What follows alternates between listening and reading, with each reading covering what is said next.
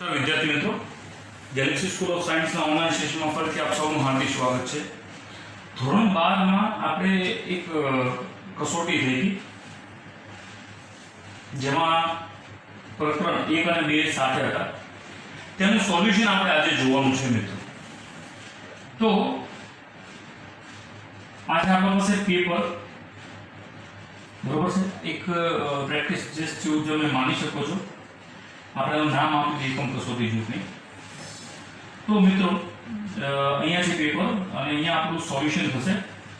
તો step by step અમુક solution હું તમને ફાસ્ટલી બતાવીશ, તો તમને યાદ હોવું જોઈએ કઈ રીતનું કામ થાય છે। તો એમાં ખાસ કરીને આપણે ધ્યાન આપશું। પહેલો ક્વેશ્ચન છે કે 2q અને -q વિદ્યુત ભાર ધરાવતા ધાતુના બે સમાન ગોળાઓ એકબીજાથી અમુક અંતરે મૂકતા તેમની વચ્ચે F બળ લાગે છે।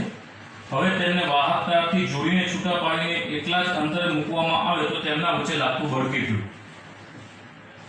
રાઈટ, એટલે માનો સૌથી પહેલા આપણે વાત કરી છે બળની, ધેટ ઇઝ F બરાબર જે આપણા પાસે વિદ્યુત ભાર આપેલા છે એ કે 2q -q અને એમના વચ્ચેનું જે પણ અંતર છે એ આપણે અંતર લઈ લઈએ, માનો કે r²। તો આની કિંમત આપણા પાસે આવે છે 2k q²/r² અને આગળ માઈનસ, બરાબર। આને આપી દઈએ સમીકરણ નંબર 1। પછી દાખલા તરીકે આ બંનેને આપણે જોડીએ અને જોડીને પછી છૂટા પાડીએ, રાઈટ। એટલે હવે છૂટા પાડીએ તો શું થાય છે? એટલે દાખલા તરીકે માનો કે આ છે આપણા પાસે એક જેમાં +q આપેલું છે અને આમાં છે -q આપેલું છે। આને તાર વડે જોડી દઈએ, +q -q ભાગ્યા 2 એટલે q/2 પ્લસમાં આટલો વિદ્યુતભાર આમાં રહેશે, આટલો વિદ્યુતભાર આમાં રહેશે। જ્યારે આપણે વાયર છૂટા પાડીએ ત્યારે તો આપણા પાસે જે બીજું બળ જે છે એ લાગે છે k q/2 ભાગ્યા r²।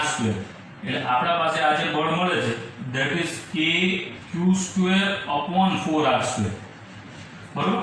તો પછી પહેલા કરતા બીજું જે છે આ છે બીજા નંબરનું, આ છે પહેલા નંબરનું। તો આમાં આપણે ગુણોત્તર કરીએ તો માનો કે this is f' તો f'/f આને આપણે ભાગાકાર કરીએ તો શું મળે છે આપણને એ ખાસ જોવાનું છે। એ q²/4r² ને આનો ભાગાકાર કરવાનો છે। બંનેનો ભાગાકાર કરતા આપણા પાસે જે કિંમત મળે છે that is એ જોઈ લઈએ f' તો k q²/4r² upon minus 2k q²/r²। આ r² cancel, k q² cancel, આ 1/4 અને 1/r that is 1/8 આ પ્રકારનો ગુણાકાર આપણને મળે છે। તો f' f/8 અહીંયા આપણે મૂલ્યની વાત કરીએ તો મૂલ્યમાંથી માઈનસ નીકળી જતું હોય છે, એટલે આપણા પાસે આ જ આન્સર આવે છે, બરોબર। વિદ્યુત ક્ષેત્રની તીવ્રતાનું પારિમાણિક સૂત્ર કેટલું? તો પ્રશ્ન નંબર 2 છે, વિદ્યુત ક્ષેત્રની તીવ્રતાની વાત કરી છે। તો વિદ્યુત ક્ષેત્ર ધેટ ઇઝ E બરાબર ન્યૂટન પ્રતિ કુલમ। તો ન્યૂટનનું પારિમાણિક સૂત્ર થાય છે m1L1T -2 અપોન કુલમ। તો કુલમનું પારિમાણિક સૂત્ર થાય છે A1T1, બરાબર। તો આને બધું થઈને સોલ્વ કરતા m1L1T આ માઈનસ જાય તો આ T -3 અને A-1, સોરી આ ફર્સ્ટનો આન્સર આવશે આપણા પાસે f/8 એટલે ફર્સ્ટનો આન્સર આવશે D। પછી સેકન્ડનો આન્સર આપણા પાસે m1L1 T -3 A-1, તો એનો આન્સર આવશે આપણા પાસે B। એટલે આમાં ટીક કરીએ D, આમાં ટીક કરીએ B, આ છે આન્સર B, બરોબર। તો આ તો ફર્સ્ટ અને સેકન્ડ ક્વેશ્ચન। હવે આપણે જોઈએ છે નેક્સ્ટ ક્વેશ્ચન શું છે કે ક્વેશ્ચન નંબર 3 આપણને શું કહે છે?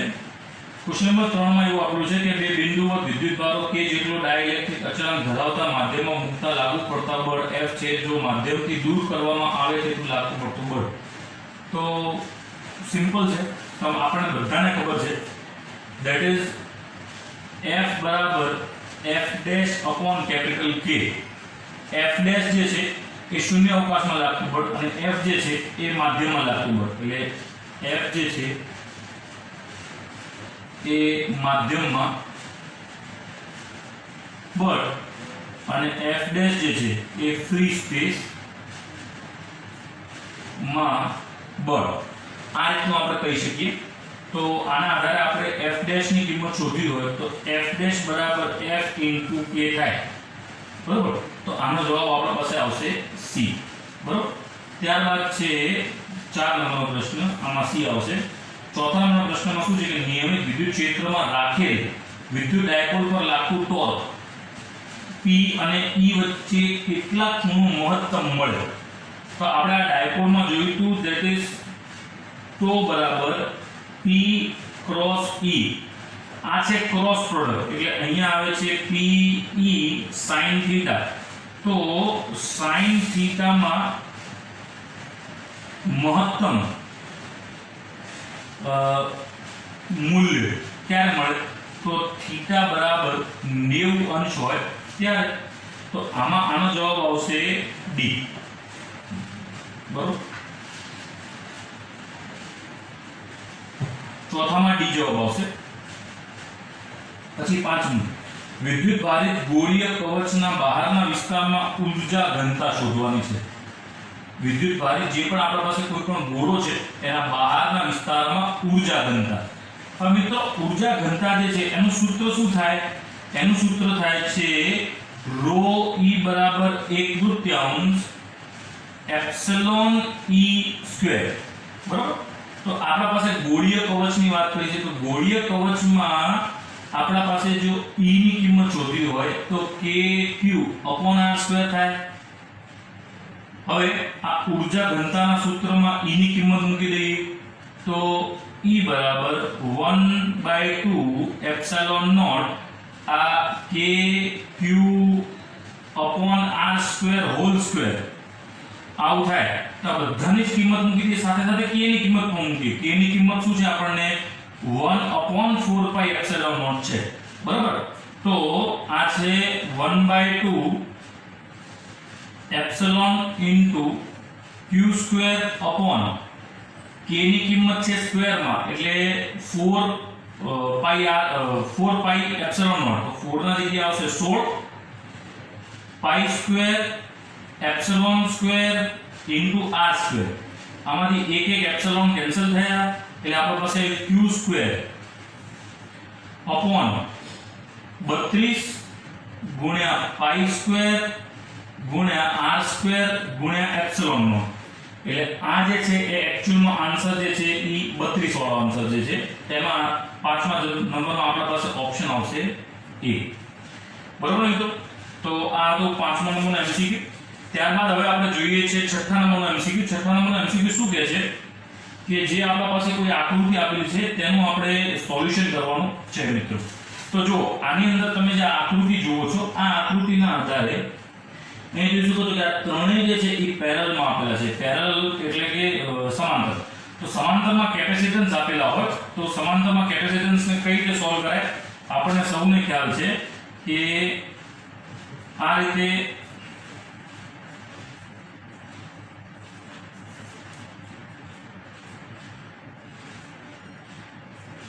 સમાંતરમાં કેપેસિટન્સ આપેલો તો આને સિમ્પલી પ્લસ કરી દેવાય. સમાંતરમાં પછી આના સાથે સિરીઝમાં છે ને પછી આપણી પાસે વોલ્ટેજ આપેલા છે. તો શું આપણે જે નીચે આપેલ પરિપથમાંથી 2 માઇક્રોફેરાડમાં વોલ્ટેજ કેટલું છે એ આપણે શોધવાનું છે, બરાબર. તો 2 માઇક્રોફેરાડમાં વોલ્ટેજ શોધવાનું છે. પહેલા આપણે ખાલી આનું સમતુલ્ય શોધી લઈએ. તો આનું આપણે સમતુલ્ય શોધવા માટે આપણે શું કરવું પડશે? ખાલી આ જે સમાંતરમાં કેપેસિટન્સ આપેલા છે એને સોલ્વ કરી દઈએ. તો આ છે 6 6 અને 6 6 6 અને 6 તો એનો સિમ્પલ પ્લસ કરો. ધેટ ઇઝ અહીંયા કદાચ C1 C2 C3 આપી દઈએ તો C બરાબર C1 C2 C3 that is C બરાબર 18 માઇક્રોફેરાડ. એટલે અહીંયા કને થશે 18 માઇક્રોફેરાડ અને આ થશે 2 માઇક્રોફેરાડ. અહીંયા કને આપણા પાસે 100 વોલ્ટેજ આપેલું છે, રાઈટ મિત્રો. તો હવે આપણે વાત કરીએ છીએ Q બરાબર. હવે આમાંથી જે વિદ્યુતભાર પ્રસાર થશે એ વિદ્યુતભાર સમાન હશે કારણ કે શ્રેણીમાં છે. યાદ કરો પેલી દાદીમાં વાળી કહાની. તો Q બરાબર C1V1 C2V2 આવું થાય. તો C1V1 C2V2 આવું થયું બરાબર. તો હવે C1 ની કિંમત છે 2 V1 અને C2 ની કિંમત છે 18 V2. આને આપણે કરી લઈએ V1/V2 9. તો V1 9 V2 આવું થાય એટલે આપણે V2 શોધવાનું છે રાઈટ. તો બીજું આપણને ખબર છે કે V1 V2 બરાબર 100 વોલ્ટ થાય કેમ કે અહીંયા 100 આપેલું છે તો આ બંનેનું ટોટલ કરો તો 100 આવે રાઈટ. તો એક કામ કરી શકીએ આપણે આમાં આપણે V1 ની કિંમત મૂકી દઈએ. V1 ની કિંમત તો 9V2 V2 બરાબર 100 વોલ્ટ. તો આની કિંમત થઈ 10V2 બરાબર 100. તો V2 બરાબર 10 વોલ્ટેજ થઈ બરોબર મિત્રો. તો આનો જવાબ આવશે બી. સોરી આપણે V2 શોધવાનું છે ને, સોરી V1 શોધવાનું છે. યસ. તો V1 ની કિંમત આવશે તો V1 V2 બરાબર V. તો ધેટ ઇઝ V1 બરાબર 9 વોલ્ટ. તો આને આપણે V1 ગણીએ છીએ અને પેલાને આપણે V2 ગણીએ છીએ રાઈટ. તો V1 ની કિંમત આપણે આમાં શોધવાનું છે. આપણે ભૂલથી આમાં શોધી લીધું. તો 2 માઇક્રોફેરાડ છે 2 માઇક્રોફેરાડમાં આપણા પાસે આ કિંમત આવશે 90 વોલ્ટ. સોરી 10 વોલ્ટ નહીં આવે 90 વોલ્ટ બરાબર. ત્યારબાદ છે આપણા પાસે પ્રશ્ન નંબર 8 કે જો કોઈ ધન વિદ્યુતભારને નીચે સ્થિતિમાન પ્રશ્ન નંબર 7 બાકી છે. શું કીધું છે કે 12 પીકોફેરાડના સમાંતર પ્લેટના કેપેસિટન્સને તેની બે પ્લેટ વચ્ચે 10 વોલ્ટેજના સ્થિતિમાનના તફાવતની બેટરી ચાર્જ કરેલ છે. જો આ બેટરી દૂર કરવામાં આવે તો બે પ્લેટો વચ્ચે 6.5 નો ડાઇલેક્ટ્રિક અચળાંક પોર્સિલેટ સ્લેબ દાખલ કરવામાં આવે તો આ સ્લેબનું કેપેસિટન્સ કરેલ કાર્ય શોધો. સિમ્પલ એક દાખલો છે. તો તમે પ્રશ્ન સમજી જ ગયા છો. તો સૌ પ્રથમ પહેલા તો આપણે કેપેસિટન્સમાં સંગ્રહ પામેલ ઊર્જા શોધવી પડે. તો U બરાબર Q²/2C અથવા તો 1/2 CV². આ થાય. તો 1/2 CV² ના આધારે આપણે કિંમતો મૂકી. તો 1/2 C ની કિંમત છે આપણા પાસે 12 ગુણ્યા 10⁻12 કારણ કે પીકોફેરાડ છે. અને V² તો V ની કિંમત આપેલી છે 10². તો આ કિંમત એ આપણા પાસે 6 ગુણ્યા 10⁻10 જૂલ્સ બરાબર. હવે બેટરીને દૂર કરી ડાઇલેક્ટ્રિક સ્લેબને દાખલ કરવા માટેની નવી ઉર્જા. તો માનો આ છે આપણા પાસે U1. હવે નવી ઉર્જા જે છે ધેટ ઇઝ U2 બરાબર Q²/2C અને અહીંયા આવશે C ડેશ કારણ કે નવી ઉર્જા છે. તો C ડેશ બરાબર K * C થાય રાઈટ. તો આ C ડેશ ની કિંમત આપણે મૂકી શકીએ છીએ Q²/2KC. તો આની કિંમત છે 1/2 K Q²/2C. તો આને આપણે લખી શકીએ Q²/2C જે છે U1. તો U1 ભાગ્યા K. તો U1 ભાગ્યા K અને આમાં આપણા પાસે U1 ની કિંમત કેટલી છે 6 ગુણ્યા 10⁻10 ભાગ્યા K ની કિંમત છે 6.5 રાઈટ. તો આ દરમિયાન U2 ની કઈ કિંમત ભાગાકાર કરતા આપણને મળે છે 0.923 ગુણ્યા 10⁻10 જૂલ્સ. એટલે આની અંદર આપણા પાસે આન્સર તો બાકી છે. એટલે આ આપણને કિંમત મળી U2 ની. હવે કુલ કાર્ય આપણે શોધવાનું છે. એ કેપેસિટન્સને કરેલ કાર્ય. તો કાર્યની કિંમત થાય છે U1 - U2. U1 ની કિંમત 6 ગુણ્યા 10⁻10 અને U2 ની કિંમત 0.923 ગુણ્યા 10⁻10. તો આની કિંમત આવે છે 5.007 × 10⁻10 જૂલ્સ. એટલે એપ્રોક્સિમેટલી આને લઈ શકાય છે 508 ગુણ્યા 10⁻8 જૂલ્સ. તો 10⁻12 જૂલ્સ એટલે 508 પીકો જૂલ્સ ની કિંમત થઈ આપણા પાસે કાર્યની. બરોબર છે મિત્રો, આ કિંમત થઈ આપણા પાસે કાર્ય. તો આમાં જવાબ આપણા પાસે આવે છે એ. બરોબર. ત્યારબાદ છે કે જો કોઈ ધન વિદ્યુત ભારને નીચા સ્થિતિમાનના બિંદુથી ઊંચા સ્થિતિમાનના બિંદુએ લઈ જવામાં આવે તો વિદ્યુત સ્થિતિ ઊર્જા ડેશ ઘટે છે કે વધે છે. એટલે નીચા સ્થિતિમાનમાંથી ઊંચા સ્થિતિમાનમાં લઈ જવામાં આવે તો વિદ્યુત સ્થિતિમાન ઓબ્વિયસલી વધે છે, કારણ કે ધન વિદ્યુત ભારને નીચા સ્થિતિમાનમાંથી ઊંચા સ્થિતિમાને લઈ જતા કાર્ય કરવું પડે, તેથી સ્થિતિ ઊર્જા વધે છે. રાઈટ. એટલે શું થાય? સ્થિતિ ઊર્જાની કિંમત વધે છે. બીજો પ્રશ્ન છેલ્લો જે છે એ એમસીક્યુ નો, વિદ્યુત સ્થિતિમાન એ ડેશ ભૌતિક રાશિ છે. વિદ્યુત સ્થિતિમાન કઈ છે? અદિશ અને પરિમાણ ધરાવતી ભૌતિક રાશિ છે. પરિમાણ ધરાવતી અને અદિશ છે. પરિમાણ એનું છે, એનું એકમ છે વોલ્ટેજ, એટલે પરિમાણ ધરાવે છે. બરોબર છે મિત્રો? તો આ હતા એમસીક્યુ. પછી આપણે આના જે બીજા પ્રશ્નો છે એની ડિસ્કશન ખાલી જોઈ લઈએ કે શું કહે છે. પ્રશ્ન નંબર વિભાગ બી ની વાત કરીએ તો વિભાગ બી માં વિભાગ બી ની અંદર તમે જોઈ શકો છો કે કદ પર સતત વિતરાયેલા વિદ્યુત ભારને કોઈ પણ બિંદુ પાસે ઉદ્ભવતું વિદ્યુત ક્ષેત્રનું સૂત્ર મેળવો. એટલે કદ પર સતત વિતરણ થયેલા, એટલે આપણે સતત વિતરણ થયેલા કદની વાત કરી છે. એટલે આ થઈ ગયું ρ બરાબર q બાય v, અને આ ρ ના આધારે શોધવાનું છે. એટલે કદ વિતરણ થયું, વિદ્યુત ભારનું વિતરણ, એક રેખીય વિતરણ, એક પૃષ્ઠ વિતરણ અને ત્રીજું કદ વિતરણ. તો આના આધારે આપણા પાસે ખાલી E નું સૂત્ર શું મળે એ ગોતવાનું હતું મિત્રો. બરોબર.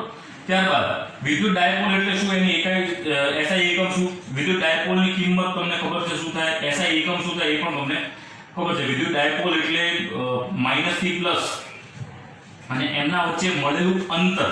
રાઈટ મિત્રો. ત્યારબાદ છે પ્રશ્ન નંબર 11. આ 11 નંબરના પ્રશ્નમાં બે અર્થવા હતા, એ પણ તમને ફાયદો મળ્યો છે જો તમે એનો લાભ ઉઠાવી શક્યા હો તો. કેપેસિટન્સમાં સમાંતર જોડાણ એટલે શું અને બે જુદા જુદા કેપેસિટન્સ સમાંતર જોડાણનું સૂત્ર મેળવો. સમાંતર જોડાણનું સૂત્ર મેળવવાનું છે તો સમાંતર જોડાણ એટલે આ થયું એનું સમાંતર જોડાણ મિત્રો.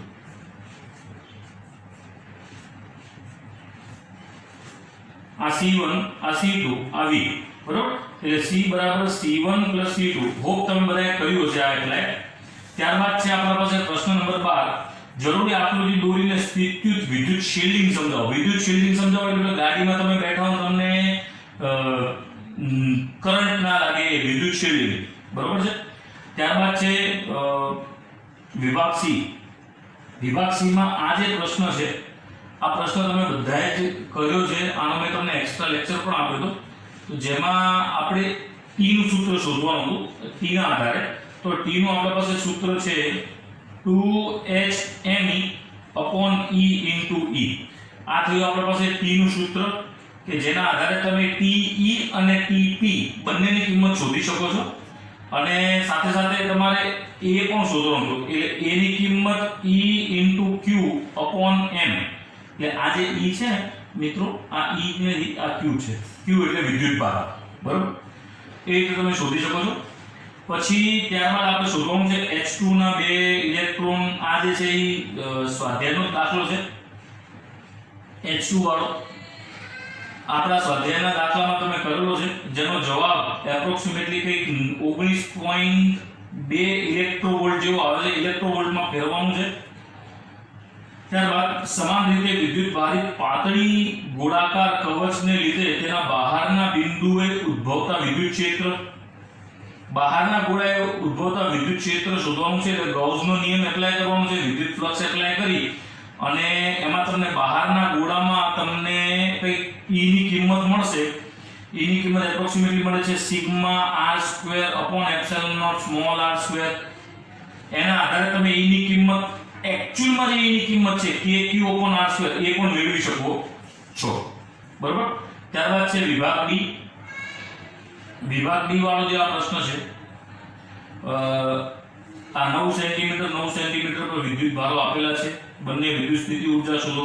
આના પર એકબીજાના અંતર સુધીમાં જુદા પાડવામાં તો કેટલું કાર્ય થાય અને જો આ E ની કિંમત હોય તો સ્થિતિ ઊર્જા કેટલી થાય એ સંકલન કરી શોધવાની રહેશે. સંકલન નહીં, E ER અને E માં ડાયરેક્ટ કિંમત મૂકી દેવાની રહેશે. એના આધારે છે આપણે પ્રશ્ન કરેલો છે મિત્રો. બરોબર.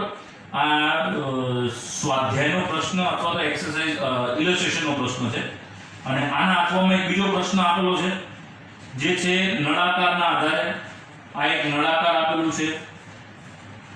બરોબર. અને નળાકારમાં બે બાજુ આપણા પાસે અહીંયા કને એપ્લાય થાય છે. ફ્લક્સ શોધવાનું છે. એ ફ્લક્સના આધારે કિંમતો આપણને મળવી જોઈએ મિત્રો. બરોબર. તો આ હતું આજનું આપણું સોલ્યુશન કે જે તમે આને કઈ રીતે એપ્લાય કરો છો તેના પર ખાસ ધ્યાન આપવાનું છે. તો આ છે ગૌસના નિયમ પરથી નળાકારમાં કઈ રીતે કિંમતો મળે. આનો પ્રશ્ન નંબર 1 કે દરેક સપાટીના બાજુમાં બહારમાં આવતું ફ્લક્સ કેટલું થશે.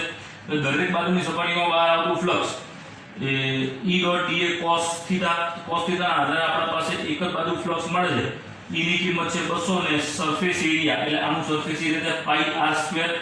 તો પાઈ r સ્ક્વેર ના આધારે તમે બધી કિંમત શોધો તો તમારા પાસે આનો જવાબ આવે કે 1.57 ન્યૂટન મીટર સ્ક્વેર પર કુલમ ઇન્વર્સ ફ્લક્સ. અને લેફ્ટ બાજુ, હવે રાઈટ બાજુનો આપણા પાસે સેમ ટુ સેમ આન્સર આવે છે. એક બાજુ જે છે 157 છે, બીજી બાજુ છે એમાં એકમાં થીટા જે છે એ 0 બને છે, એકમાં થીટા 180 બને છે. રાઈટ. તો આના આધારે તમારે જોવાનું છે આગળ માઈનસ હતું ને આમાં આગળ આપણે માઈનસ લેતા નથી એટલે બંનેનો આન્સર આપણા પાસે 157 આવે છે. પછી પ્રશ્ન નંબર 2 હતો કે નળાકારની વક્ર બાજુમાં ફ્લક્સ કેટલું થશે. તો વક્ર બાજુ એટલે ધીસ ઇઝ વક્ર બાજુ અને અહીંયા પણ 90 અંશનો ખૂણો બને છે એટલે ફ્લક્સની કિંમત જે છે એ આપણા પાસે 0 થશે.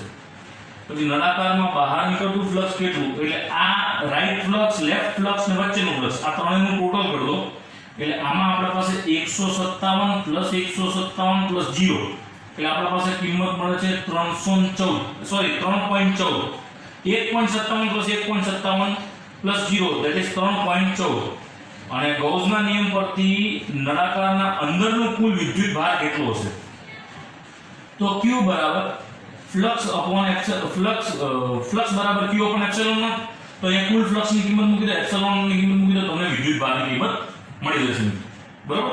આ રીતનો આપણા પાસે આ પ્રશ્ન હતો જેને આઈ હોપ તમે ટેસ્ટના આધારે ખૂબ બખૂબી નિભાવ્યો છે. તમને એક હોમવર્ક આપવામાં આવે છે કે આ ટેસ્ટનું સોલ્યુશન તમારા ફેર નોટમાં હોવું જોઈએ. થેન્ક યુ સો મચ મિત્રો.